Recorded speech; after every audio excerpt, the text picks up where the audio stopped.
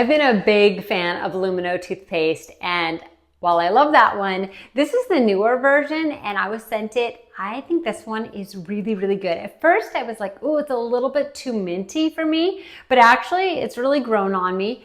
And this one has the 10% Nano Hydroxyapatite, I think I'm pronouncing that right, developed by NASA for astronauts and their oral health. How cool is that? So now we get to try it down here on planet Earth. But it helps just keep my teeth nice and clean. And I'm gonna brush my teeth right now just to show you like a before and after immediately as well. So let's put some on.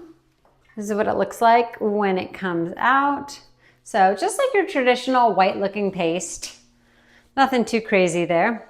And I'm just gonna brush my teeth, show you the after. So before